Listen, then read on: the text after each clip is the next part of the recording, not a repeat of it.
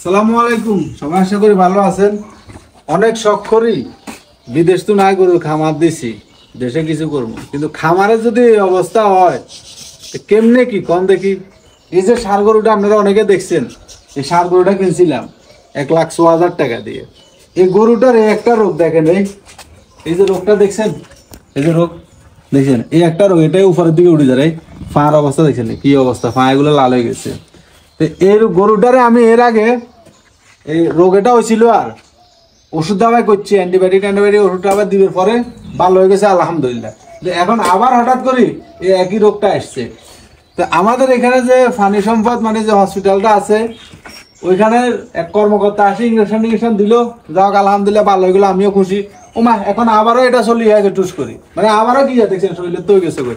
এখন ওনারও ফোন দিলাম যে ডাক্তার সাহেব এটা তো আবার শুরু হয়ে গেছে, কি করার।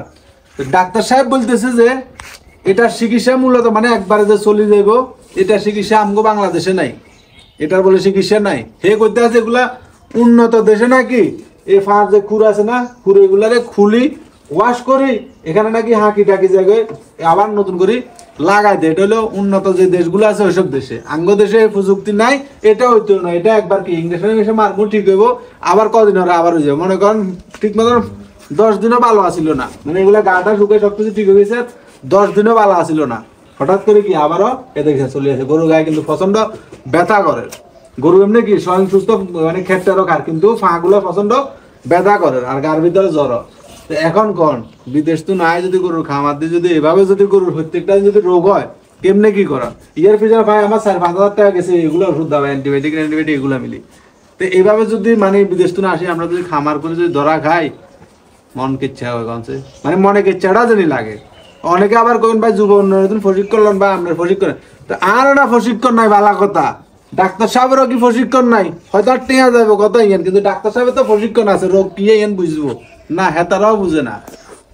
এগুলা কোনো কথা মানে আশ্চর্য না। মানে গরুটার হলে আমি বহুত টেনশনের ভিতরে আছি, কত শখ করে হেলছিলাম, ওই যে করবেন না বেসুম, টার্গেট করেছিলাম করবা না, 2 লাখ টাকা বেসুম, হঙ্গা 2 লাখ টাকা দূরে তক মাজন লয়া লাগে টানাটাই লাগবো, লক্ষর ইচ্ছে কিছু দেওয়া যায়।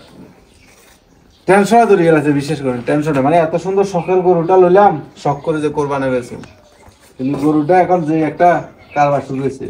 তাই কেউ যদি জানেন এটা কি রোগ, তাহলে একটু জানাইয়েন যে এই রোগটা মূলত কি রোগ, বা এটা কি ওষুধ করা যায়। মানে আমগো দেশে আছে না ওই গ্যারান্না হাতা লতা বোনাজি টোনাজি দি কেমনে চিকিৎসা করি গেলা, যে কারো কাছে জানা থাকলে একটু জানাইয়েন এই চিকিৎসাটা কেমনে দিব।